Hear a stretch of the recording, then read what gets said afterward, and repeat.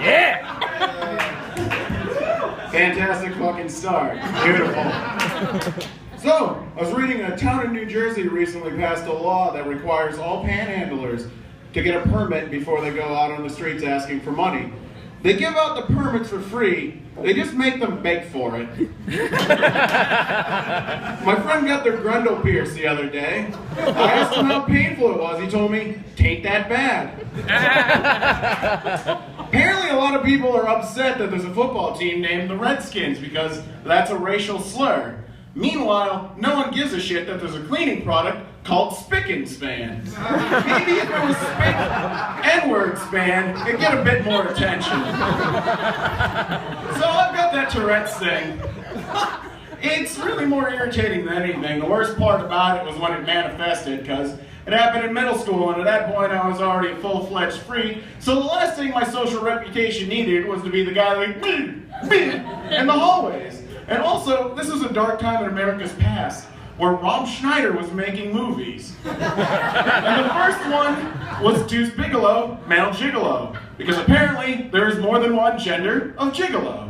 And this film featured a character who had Tourette's, who would just randomly scream obscenities non-stop. And that didn't so much bother me. What got to me is that people watched this movie, saw that character, and thought that this was what Tourette's was actually like.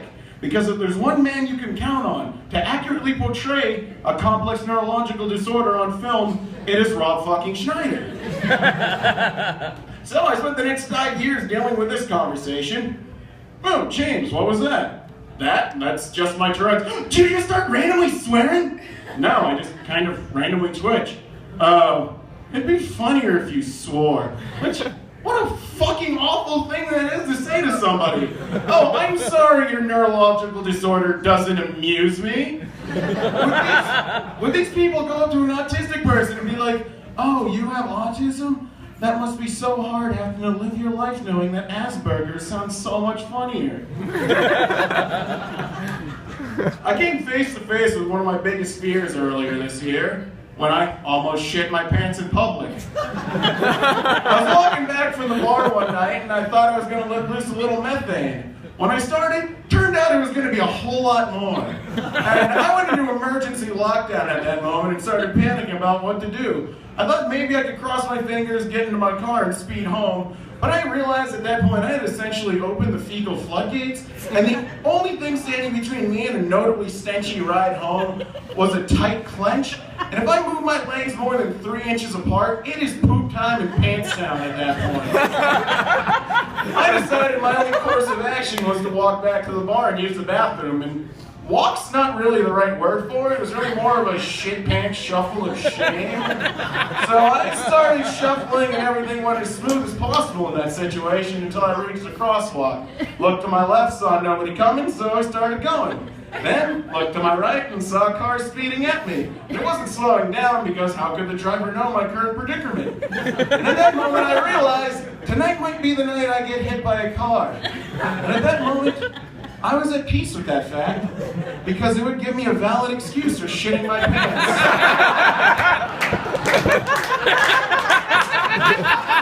And I would not be the only one making skid marks on the street that night. Believe it or not, I don't date that often.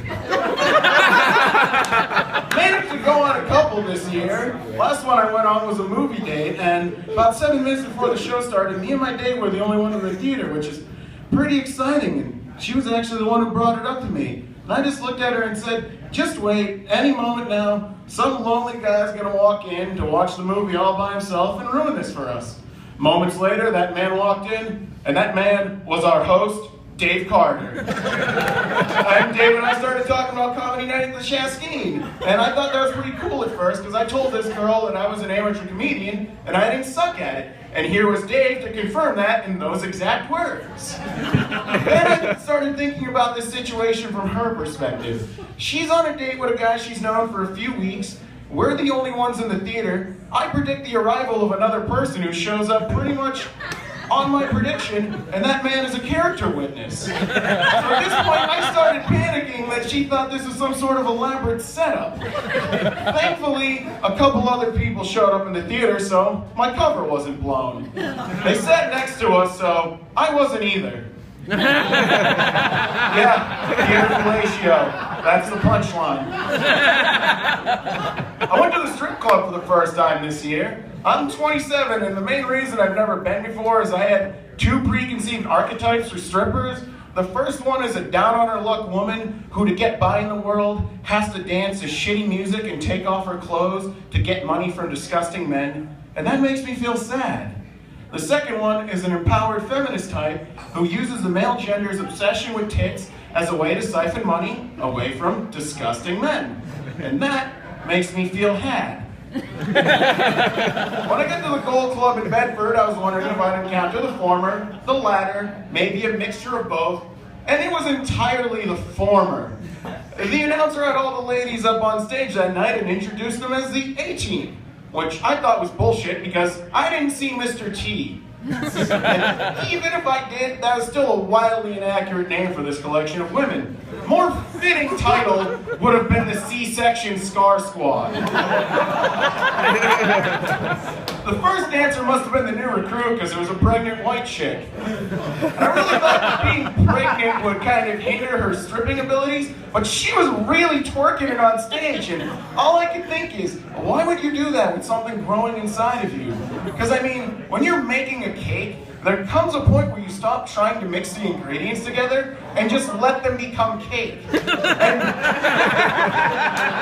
I'm not a doctor, I'm not even a baker, but I'm pretty sure that general principle should apply to babies and cake. But what do I know? Maybe she's just trying to liquefy the fetus, so all the abortionist needs to do is push down on her stomach, make it come out like soft serve. Yeah, glad I saved that one for the winter, right? And if it turned out that Dad was black, it'd be a twist.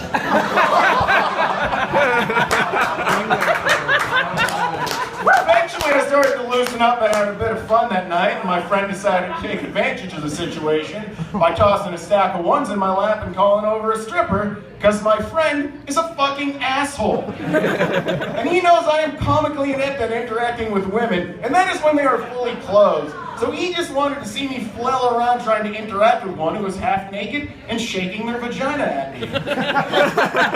She didn't make it any easier for me either, because she came up to me pressing her tits together to get me to put the money in, which was a problem because she had an A cup and I didn't have a glue stick handy to... And I didn't know what to do. Maybe I get a stack of quarters, try to point it down, roll it down her shoulder, get it around her titty, down into the G-string. And the G-string, why wasn't she using that? She could have just shook her ass at me, could have put the money in the G-string, and I wouldn't have had to stare her in the dead, defeated eyes she was wearing, which was the saddest thing about that night.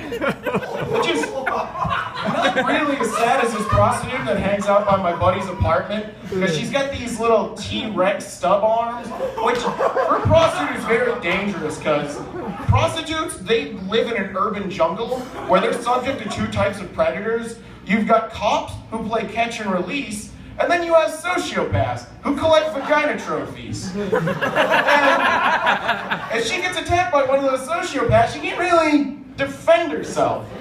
Which is what I thought initially, until I saw her open her mouth. And I realized this woman possessed the deadliest natural weapon evolutionary biology has ever granted upon a human being: meth teeth. Because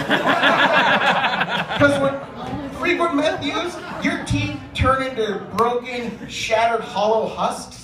And getting bitten by regular teeth sucks enough as it is, but meth teeth, they break off in your skin, the area would get gangrene, you would get AIDS. It would skip the HIV courtship process and just be AIDS.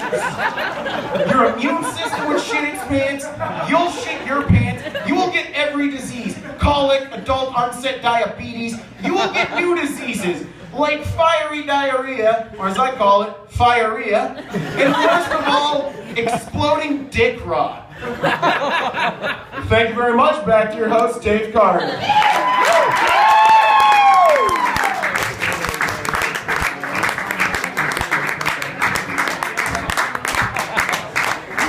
The best part of that set is that I was involved in his storytelling, and that's 100% true. What he left out, though, was that A, I was on a Vicodin when I walked in that movie theater. B, I had 5 nips of whiskey in my pocket and a Coca-Cola I had just purchased. C, I had a golf ball-sized lip of fucking Skull Pack. So there's only Dipper, there's one Dipper back there. Is that Leech? I was fucking disgusting. I was wearing wind pants and a fucking Boston College sweatshirt, Tim Joy, okay, buddy?